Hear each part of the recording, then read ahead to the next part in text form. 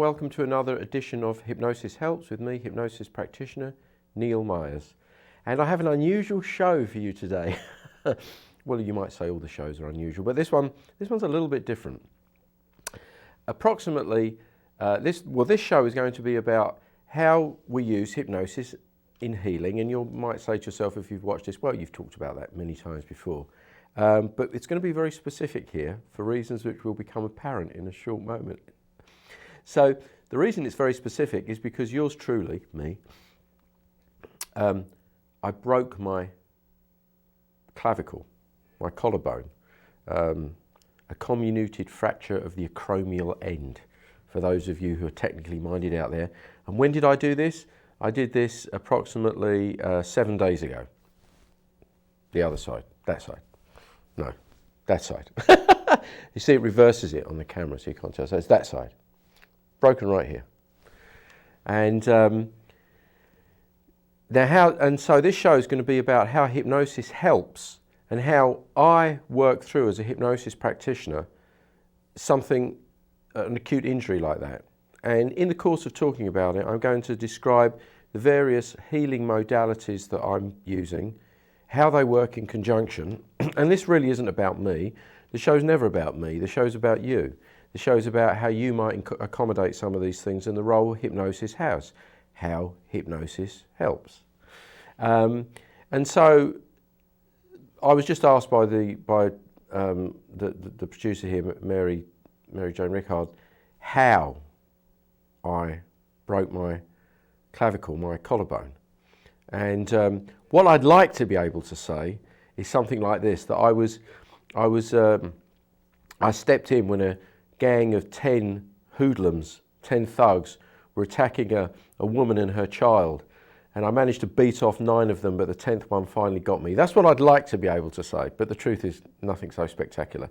Perhaps I should tell that story to my clients. It sounds very good. No, but the truth is what I was doing is I was playing a little kick-around game of soccer with my son and one of his little friends, and we were just messing about. I was running for a ball, and I stepped over some broken ground. There was a hole there that I didn't see. Fell into it, fell hard, and fell hard enough to damage this. And I knew, so let's talk about how hypnosis helps right from the start, because it clearly wasn't helping me keep my balance with soccer right there. But, excuse me, I also had a cold at the same time, so a few things to deal with. So the first thing I knew, I was in some sort of problems because I've played different contact sports in my life, and quite a few times I've been struck by different things. So it's not something that's never happened to me before. And I played sports and I did other things where I was used to going to the ground. So all of those things were not a problem for me. But I knew I was in problems because the pain was so intense and so sharp in that moment that I thought I was going to vomit. I was going to throw up. And I've never had a pain that sharp and that intense that I thought I was going to vomit. So I knew I was in some problem.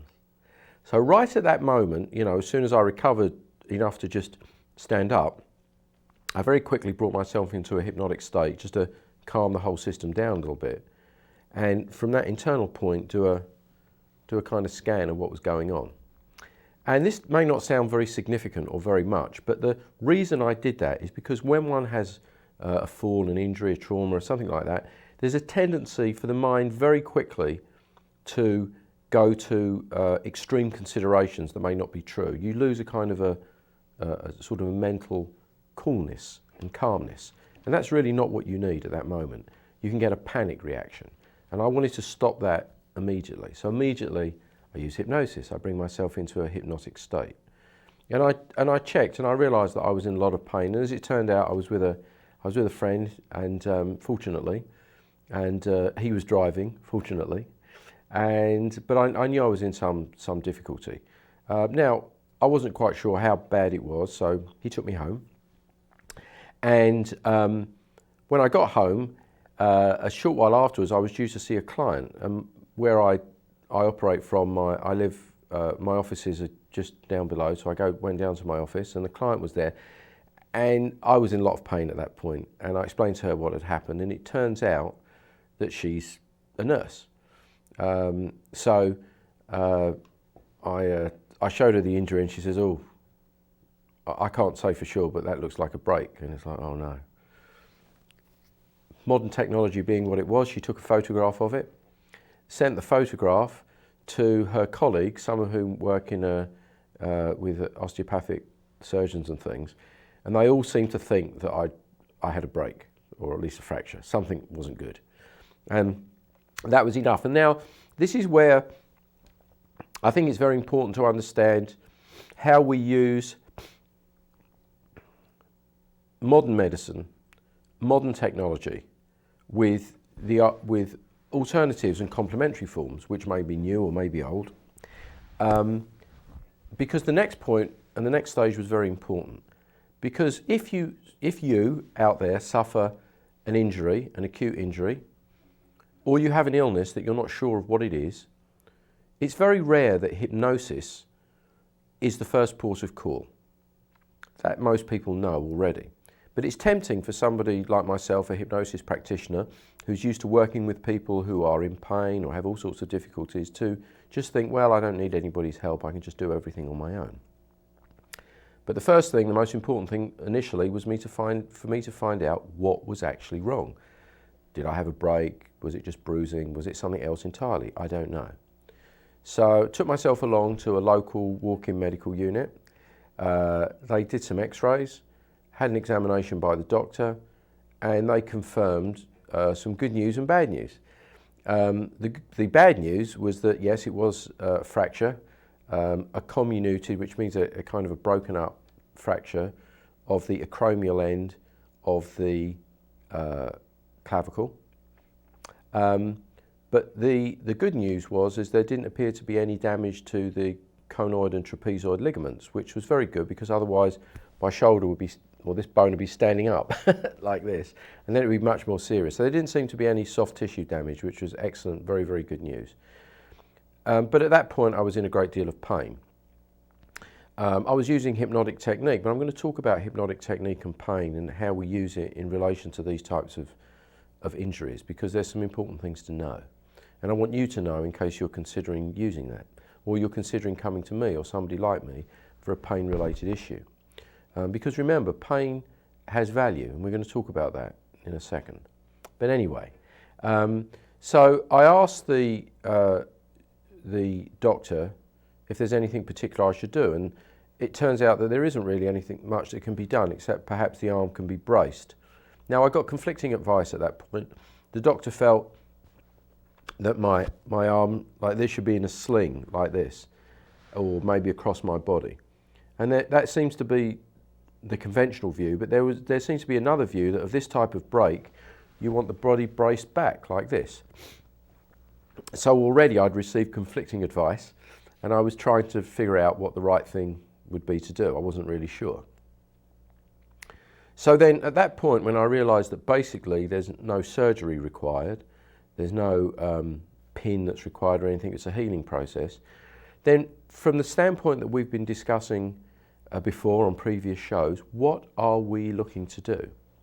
Well, the answer is we're looking to create the most optimal, the best conditions for healing that we can possibly create. Everything concerned with healing, that's what we're looking to do. And so I asked the doctor what he expected recovery time to be, and he said, he said 2 to 3 months. Now, I understand that he probably said that, as most doctors will tend to these days, particularly because they're worried about people suing them in case they tell them something and they don't meet expectations, but he probably gave at the upper end, the longest time that there's likely to be a problem. I don't feel that it's going to be 2 to 3 months for reasons that I'm going to describe, because I have tools to bring to bear to my own healing that are not, excuse me, bit of a cold, that are not available to the average person.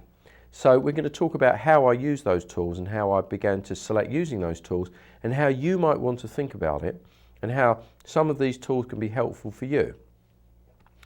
Now, the key thing to bear in mind, the essential thing to bear in mind, is that all of the body's functions, all of them, including the brain and everything that, including the repair functions, are under the dominion, the control of the subconscious mind. So it's very important that when one sustains an injury, that one keeps one's subconscious mind in fairly good order. And of course, the problem is the subconscious mind is subconscious. It's beneath the level of consciousness. So sometimes there can be thoughts, emotions, feelings going on in the background. So what might these be? You might start to feel very sorry for yourself. Most of us do if we get an injury. Or you might have the opposite reaction, which is that you might ignore the pain and say it's nothing, or that you'll get by it. Both reactions are not really helpful because they prevent you making a rational decision as to what you need to do next. The other thing is that one can have all sorts of dark thoughts. For example, when I can't lift the other arm above my head currently. I can lift it to about here, right? Above that, it starts to become painful. Remember, I only broke it a short while ago. And you know, at that point, one tends to have thoughts, oh, the summer's coming, as it does for a short time here in Connecticut. And I like to swim in the ocean, in the Sound, and I won't be able to swim, or I won't be able to play tennis, or I won't be able to throw a ball to my children. All of these thoughts come up, and these thoughts are not really helpful for healing. They don't really help. And so one of the roles of hypnosis is to go on into the subconscious mind and examine what is going on in there. What emotions are being generated. And believe me, when you have an injury, it generates emotions. The emotions generate thoughts. The thoughts generate more emotions. So things will come up like, oh, well, maybe I'm too old to be playing soccer, I shouldn't be doing that anymore. It's nonsense like that. All complete nonsense coming up in the mind as a result of the trauma. So one of the things I did with hypnosis is to gently bring myself into a hypnotic trance to release any unhelpful emotions, unhelpful feelings that were not conducive to the healing process. And I'm going to talk more about this in a moment. So then now I have something to deal with. So this is why it's important to go along to get that X-ray. So for example, for any of you out there who are using alternative complementary therapies, they can, as you know, I practice them, I believe in them, I've seen their healing benefits of many, many types. We're going to discuss some.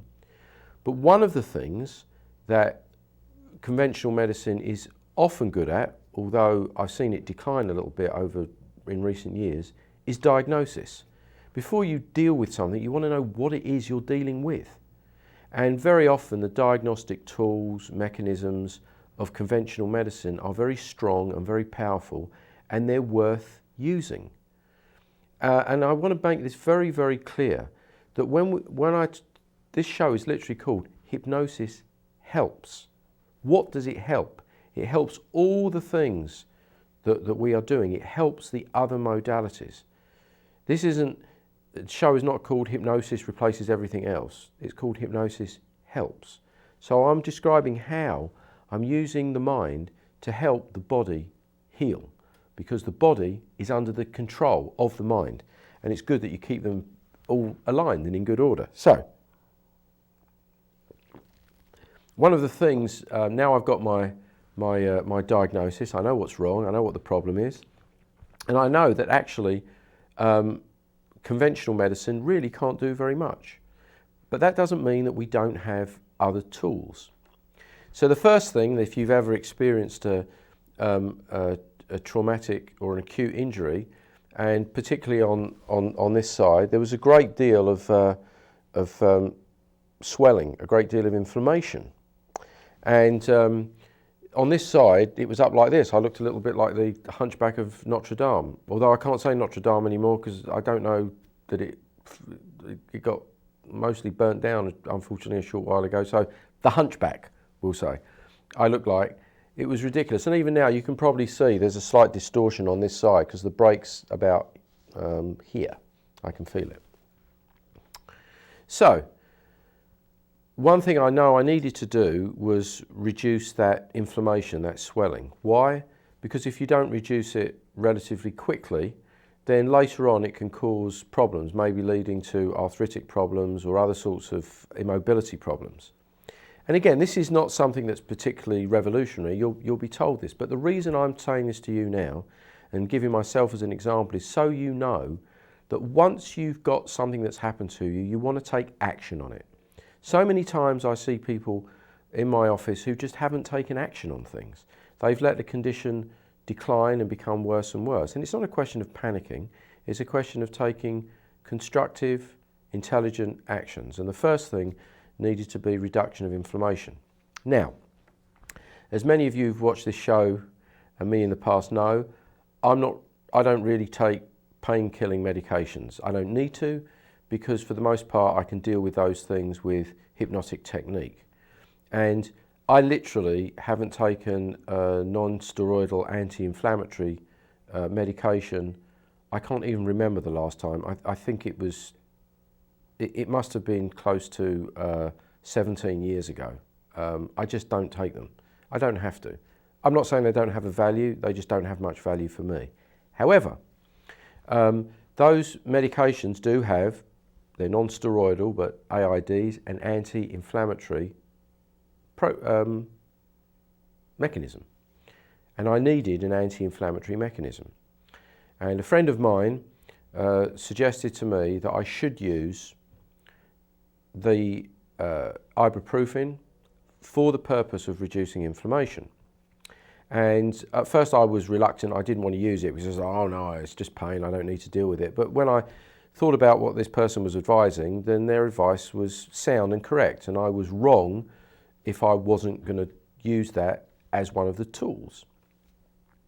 Now, one of the things I didn't know, because I don't take these medications very frequently, is you need to take a dosage above a certain level before it has an anti-inflammatory property. I found out that from my good friend Bill Miller, who you've seen sometimes on the show with me, who told me that if you need to take above 600, somewhere between 600 to 800 milligrams in a dose every 6 hours, if it's going to have that anti-inflammatory effect. Now again, I don't take ibuprofen, I don't take those types of pain medications. I think they have poor effects upon the body long term, and again, not necessary for me, thankfully, most of the time. But in this instance, that was where I chose to use some conventional medication because it seemed to be a powerful tool. And I took that medication for 3 days because I believe that 3-day period was important. So again, we use these things in conjunction. Now, all the while, all the time, I'm frequently bringing myself into hypnotic states and giving myself suggestions for healing and repair. And there's no reason why I can't give myself suggestions for reducing inflammation. But I'm neither, I hope, foolish enough or arrogant enough to only want to use a single tool. My basic rule of using tools is use a tool if it doesn't do any harm and if it has the potential to do a lot of good. That's the basic rule. In other words, there's all upside and no real downside. Then I use the tool. And in this instance, taking ibuprofen for a short period of time at those dosages didn't really seem to have any particular downsides, but it could have a lot of upsides and that would prevent future problems and complications. So that was my next port of call, still using the hypnosis through the time. My friend Bill Miller also was very generous and lent me something that he had from the past, and that was something which it's called a cold rush, and it's a little machine, and what it does is you place a little pad, and flowing through that pad from a bucket of ice is very, very cold water. And what that does is it produces great coldness on the area where the pad is. Marvellous device. I'd recommend it if you need to use it to reduce inflammation or something for injuries. Marvellous device. And I made sure I applied this cold pad frequently. It's an amazing thing. I found out an extraordinary thing when I looked at it. I wanted to know where this was made. It's a little tool, it's a little bucket. It pumps this cold fluid through this and circulates it through this pad. Marvellous. Where would you think? Where would you possibly guess that something that produces coldness and ice is made? I know what you're thinking, China, because of course everything just about is made in China these days. Believe it or not, this device is made in Iceland. And this isn't an advertisement for that device, but I thought an ice device that's made in Iceland, who would believe it? Anyway, so there we go. We use another tool. This tool, again, has all upside and no downside, right? So we've got two tools because I'm looking to reduce the inflammation using these things. And that was one of the most important things that needs to happen. Because if that inflammation continues unabated for a longer period of time, you can get real problems. And my movement on that side was very, very, very restricted at first. So, here we go. Now, those of you that have watched this show before, particularly the shows that I devoted to weight loss, will know that I am a big proponent of a form of exercise. It's not really a form of exercise, it's a way of doing exercise, which is called blood flow restriction exercise, not blood occlusion exercise, which is a dangerous practice which could lead to deep venous thrombosis or rhabdomyolysis. We're not talking about that, we're talking about blood flow restriction exercise. And as those of you who have watched this show in the past will know, probably the country's leading expert on that is a man called Dr. Jim Stray Gunderson. And if you go on YouTube and look at Dr. Jim Stray Gunderson's, just put that in, you will find that he is giving a 1-hour lecture on it and describing the benefits of blood flow restriction exercise.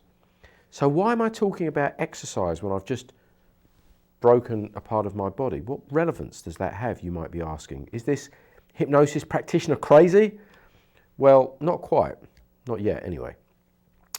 The reason I'm looked at this as a tool, I mean, I use that form of exercise anyway, is because if you follow the works and you look at the information put out by Dr. Jim Stray Gunderson and others, you will find that blood flow restriction exercise has been used to rehabilitate all manner of injury for many years, at least the last 50 years in Japan, much more recently here because people in Japan, doctors in Japan knew about it and we didn't. In Japanese it's called katsu, which is a Japanese word which I believe means additional restriction.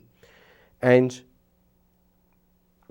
it increases the healing process. I believe if you look at that lecture by Dr. Jim Stray Gunderson, you'll find on that lecture several examples of extraordinarily rapid healing.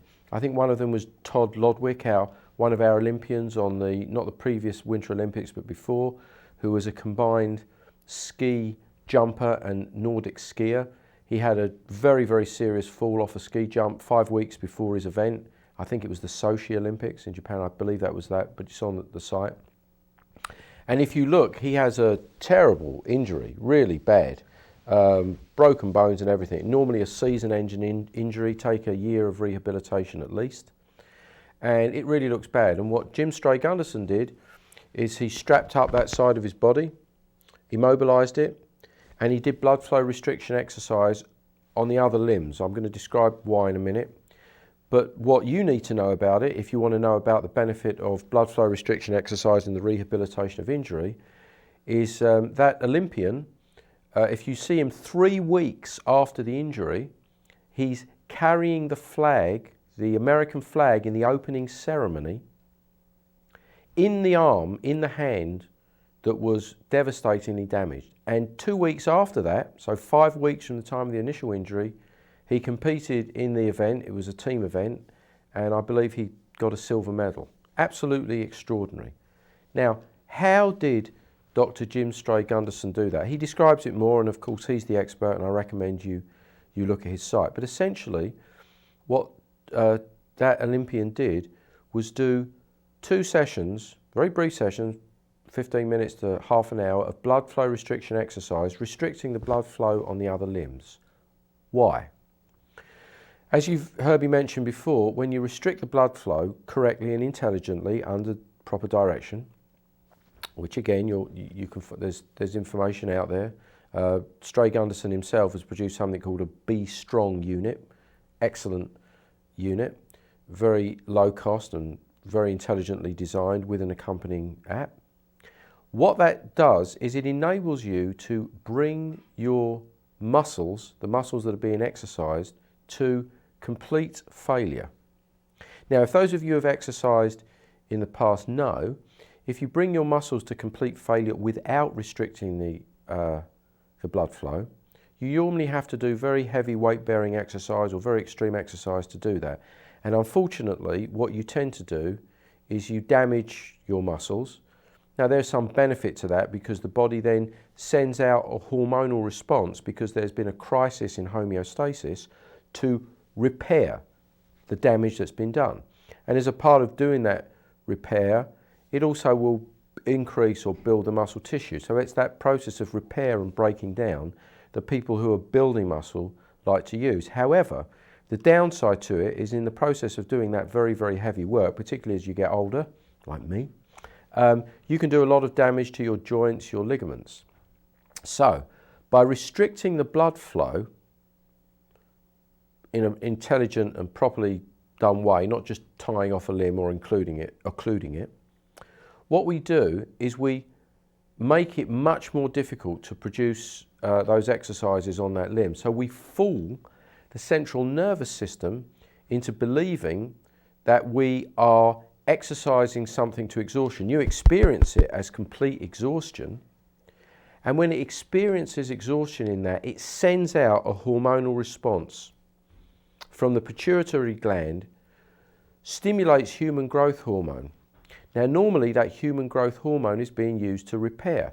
When you exercise, there's nothing to repair, so what you get is a boost of human growth hormone, so you get a boost of your own human growth hormone, of course, from your own pituitary gland, and you get an increase in the effectiveness of the exercise program. But in this instance, I'm using that exercise to boost that hormonal response, so it sends a message from the pituitary gland, it sends out that human growth hormone and the other repair factors, and where does it go?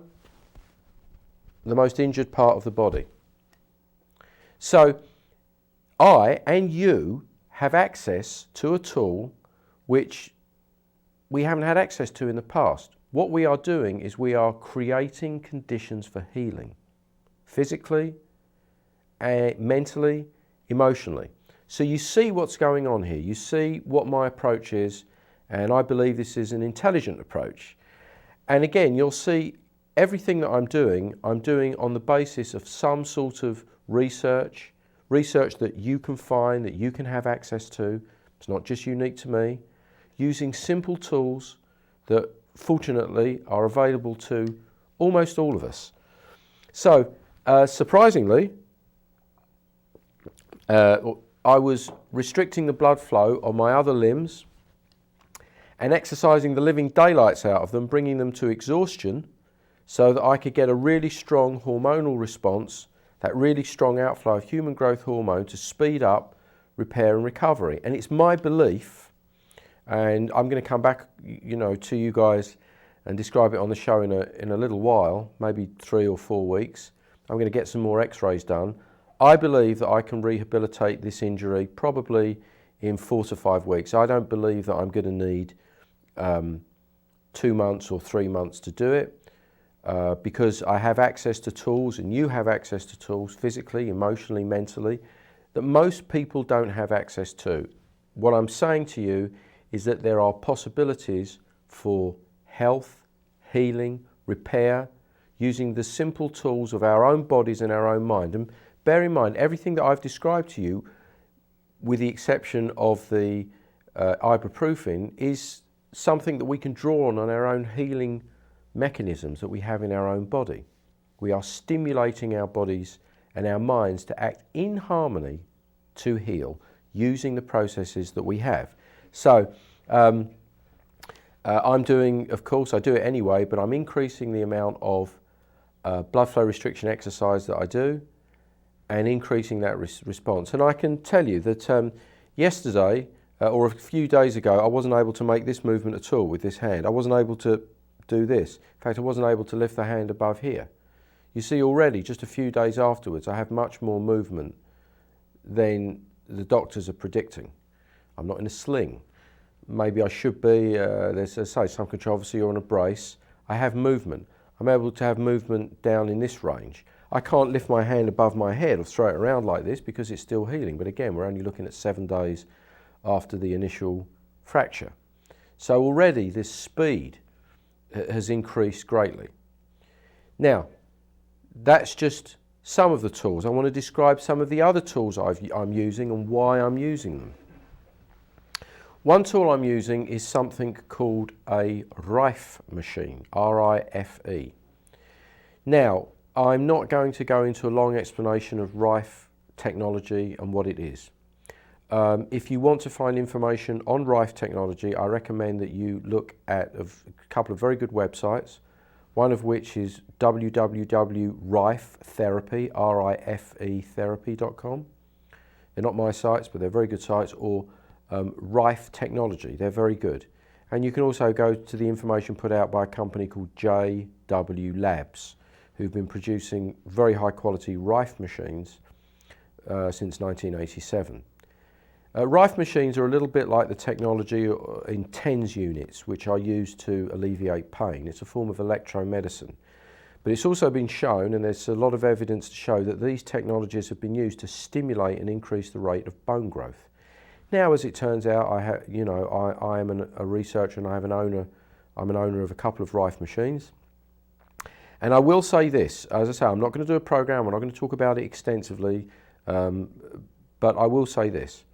There is a lot of conflicting and very, very confusing and frankly erroneous information out there on the internet about so-called Rife technology and other electromedicine.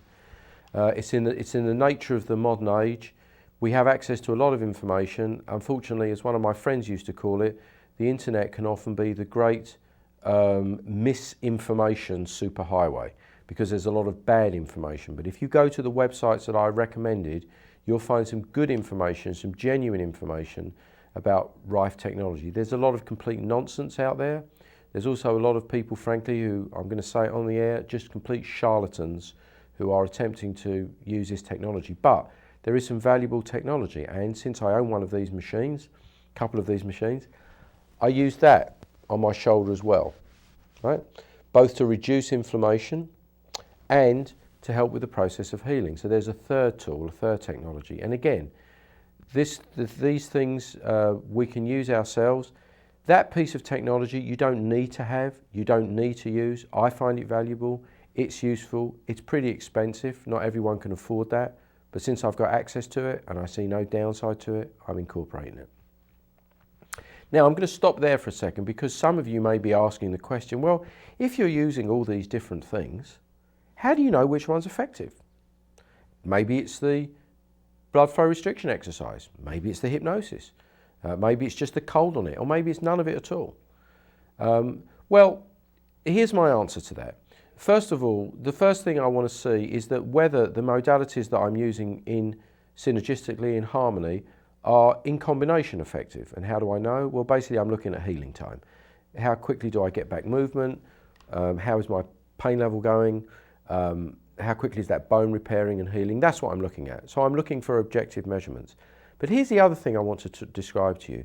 I am not conducting a scientific experiment on myself to determine which of these is the most effective healing methodology. That is not what I'm doing, and is not what I recommend that you do if you're attempting to heal yourself. What I'm suggesting that you do for anything is to bring to bear, in harmony, if they are harmonious, healing modalities that have strong upsides and almost no downsides or very low downsides. Basically, you're throwing everything at it that can be helpful, because we're not about conducting, in this instance, a scientific experiment on ourselves where we might be just testing one modality at a time just to see how effective that is. That has value, but that's not what we're doing. We're attempting to heal ourselves. We're using, in harmony, in conjunction, healing modalities that work together and that can bring about rapid, safe, natural healing as quickly as is reasonably possible given our overall physical, emotional, mental condition. That's what we're about, right? So what I'm basically saying to myself and to you is we'll use anything that's helpful, right? And as long as it doesn't do us any harm. By the way, that's one of the reasons why I'm very careful when my use of herbal medications on myself, not because herbs cannot be helpful, but because they are very, very powerful substances. And if you are considering using a herbal substance, I would strongly recommend that you only do that under the direction of a trained herbalist, because they can be extremely powerful substances. And by the way, some of that applies to essential oils.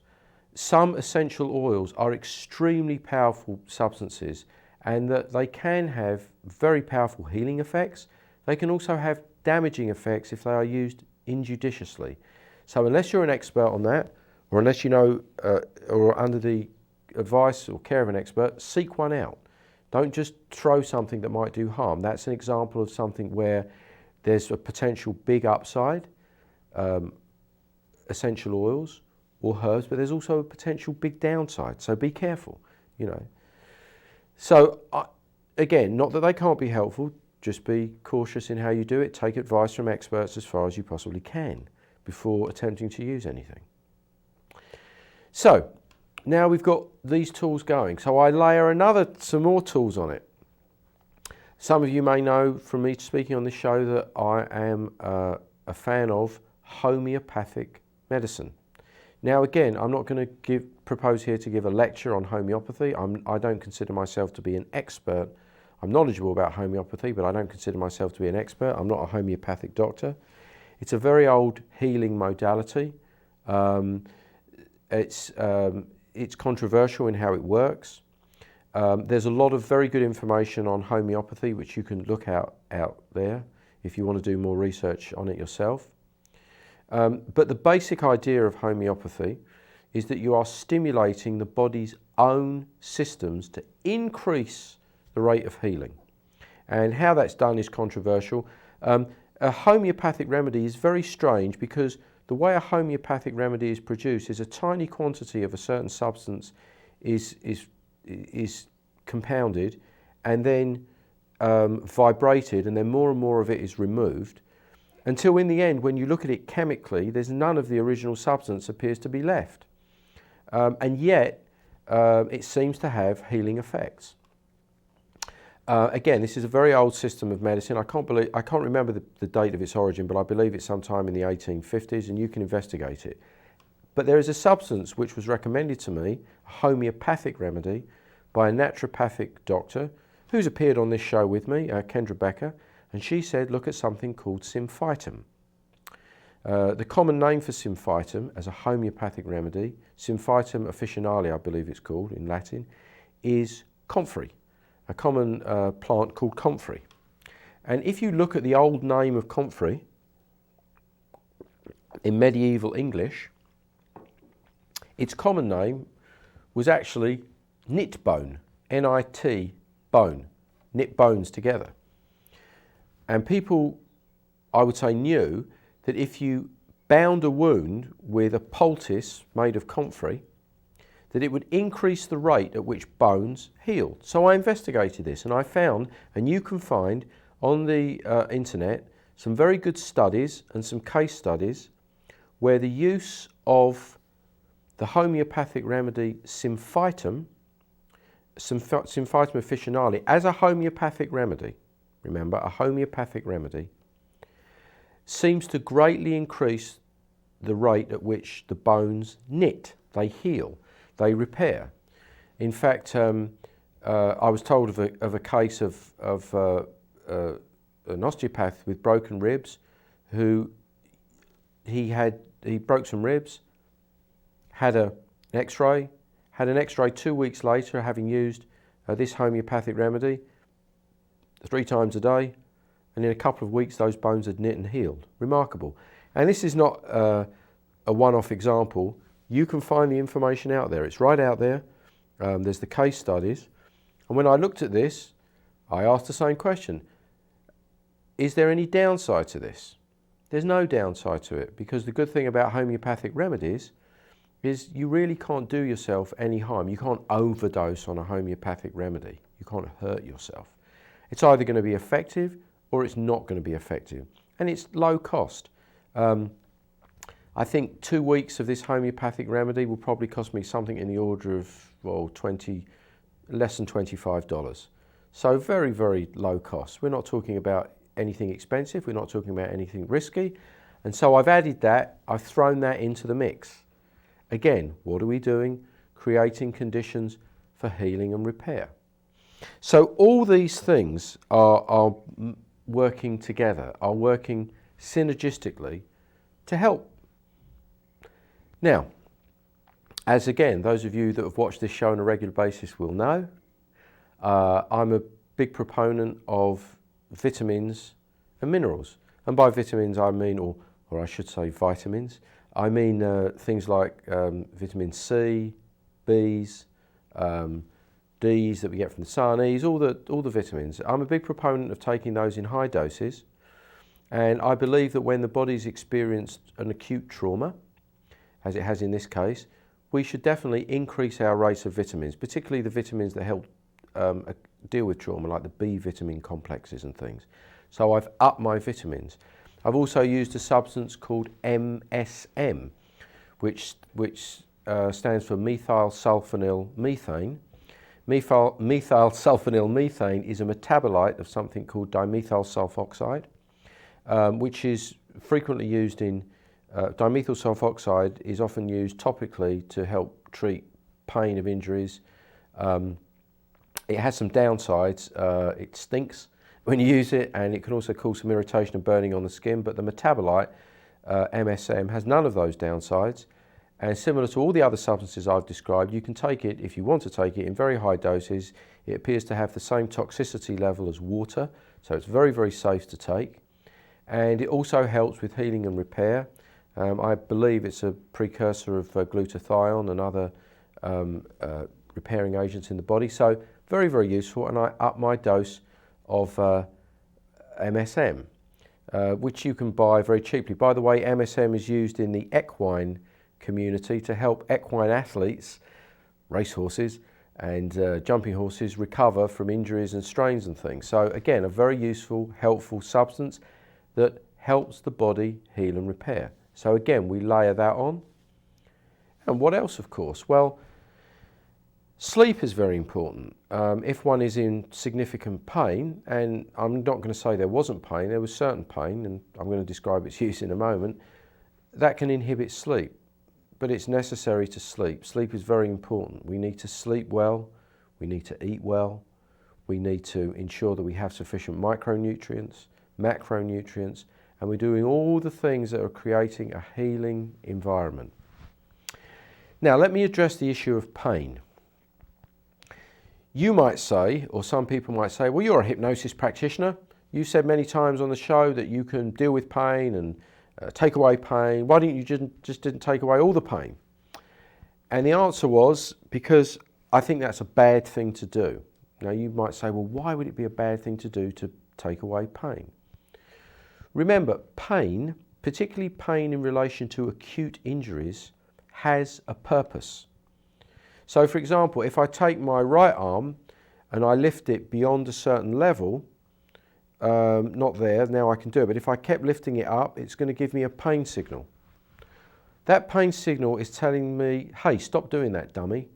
You're hurting yourself, because you need to keep your body in a different position so it can repair. This is a valuable and protective pain, and I do not want to inhibit my capacity to feel that. Now, when my body's in this position, and then the pain is, I would say, down about 95%. It's barely detectable. And even to that degree, using hypnotic techniques, I can deal with it. But I don't want to, at this point, eliminate the pain, because this is a pain connected with an acute injury. I do not want to mask the pain using hypnosis. Yes, I did that at the beginning, as I described to you, because I wanted to ensure that I had a clear head and a clear emotions to make the decisions that I needed to make for my healing, repair and recovery. So I don't want to give the impression on this show or at all, and I don't think I ever have, that pain doesn't have value. It does have value. There's certain times when you need pain. If we didn't have those receptors of pain, or, well, actually there are technically no receptors of pain, but what we call pain, the sharpness, the heat, if we put our hand over a flame or we bang something up or damage it, the pain's saying to us, don't do this. The pain's saying to us, stop this. The pain's saying to us, don't make this movement. You need to seek help. You need to seek healing. You need to do something or change something. So it's important that we do not use hypnosis to be oblivious to pain. And I can tell you also that whilst hypnosis is extremely powerful in dealing with all manner of pains, remember, you've heard me describe on the show before that hypnosis is and has been used thousands and thousands of times to enable people to have surgery using just hypnotic technique. You've heard me describe how my own dental work and other work has been done with only using hypnosis. So you can use hypnosis to seemingly stimulate the body and mind in such a way that you don't experience pain. That's not something that you want to be doing all the time on a longer ongoing basis, because pain has value. It's a protective mechanism to stop us injuring ourselves or further injuring ourselves when we've experienced an acute trauma to the body. So, I'm okay with a little bit of pain. I want to keep my mind free of that. Now, again, one of the things that it depends upon is our relationship to pain. The reason that I use and work with hypnosis with people who have chronic pains is that those chronic pains usually have no healing or protective benefits anymore. They've stopped. They're often completely mysterious. When somebody comes with something like fibromyalgia, there doesn't appear to be an organic or pathological cause whatsoever.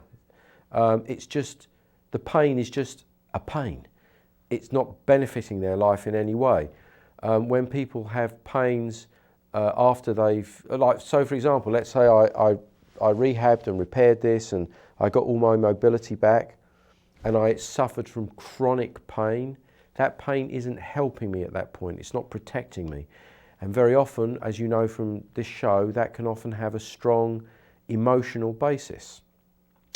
So I'm not talking about chronic pain.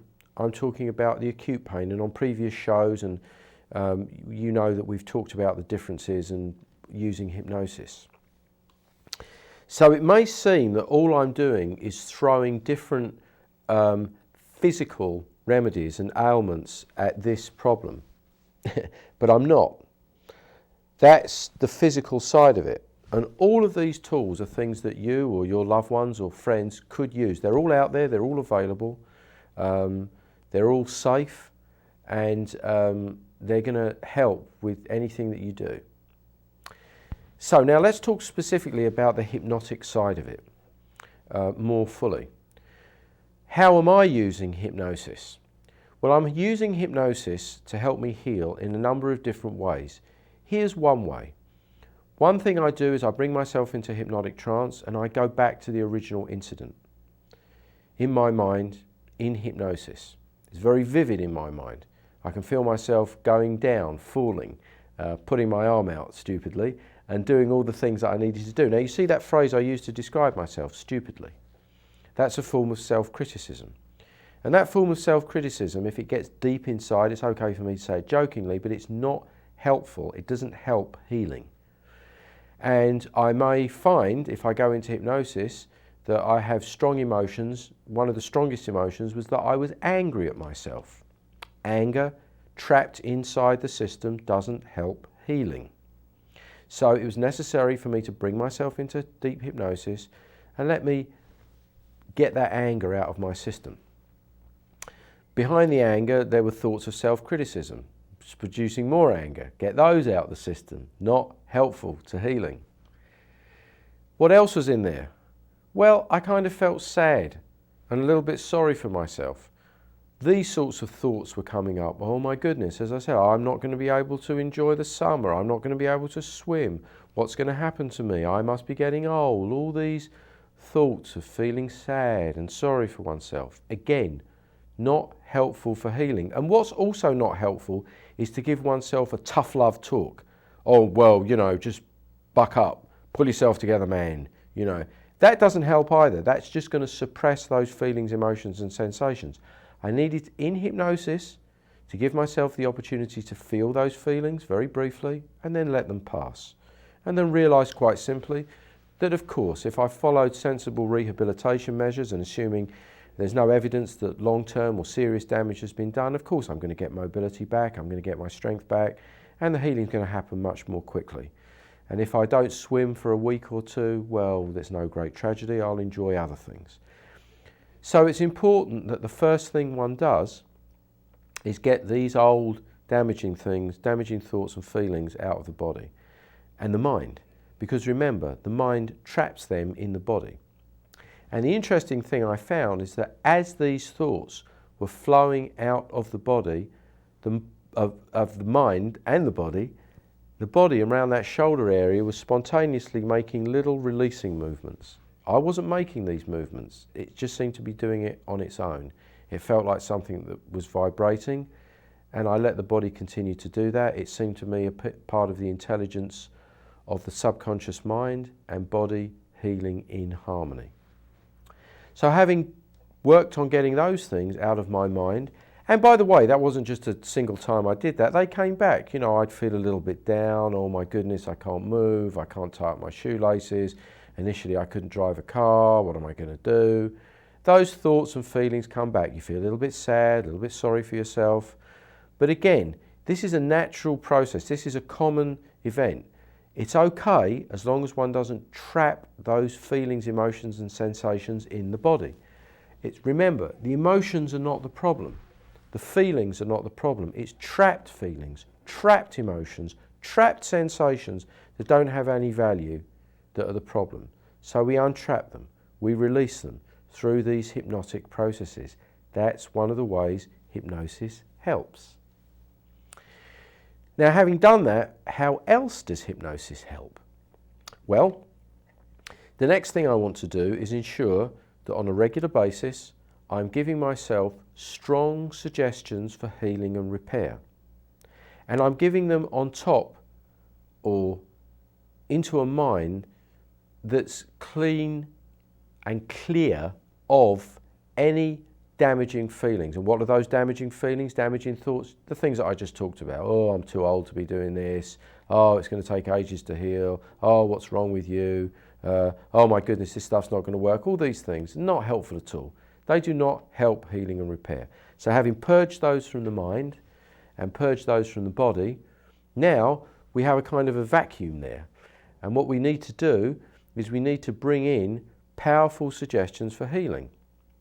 And there's lots of studies in the past, and my own practice has shown me that when you bring in those powerful suggestions for healing, you increase the rate at which healing occurs, you decrease the length, the time of the injury, very, very, very powerfully.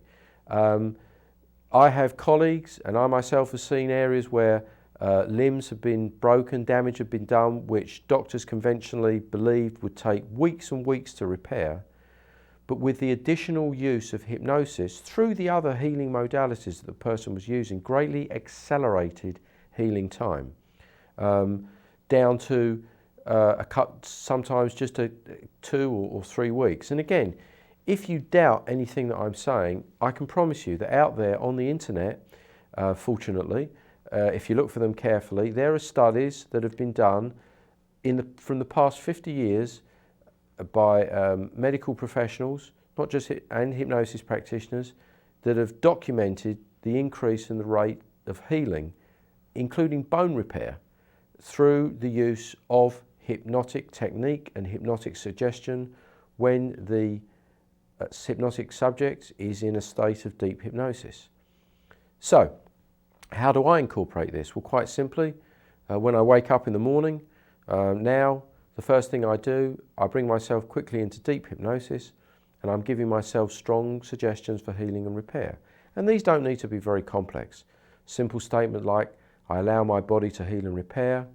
If one wants to be more specific, I allow my bones to knit and heal perfectly, at least 3 times as fast as normal. So you give the subconscious mind a goal, something to go for.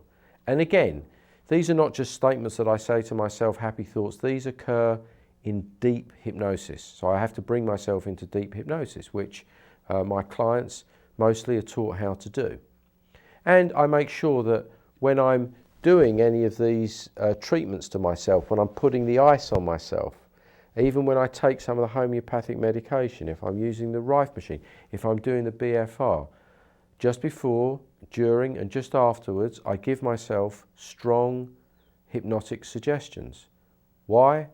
I'm recruiting the power of my subconscious mind to help heal my body. That's one of the ways in which hypnosis helps. Okay? So, doing all these together, it's my belief, my conviction, that I'm going to heal much more rapidly. I'm going to document it. I'm going to get a set of x-rays, maybe in 2 weeks or 3 weeks, which is technically, according to conventional wisdom, it shouldn't have healed by that time. Let's see where it is. Let me put my money where my mouth is and see what happens. And the good thing is let's say none of that happens. I haven't done myself any harm. I haven't hurt myself. So there's only upsides. There's no real potential for downsides.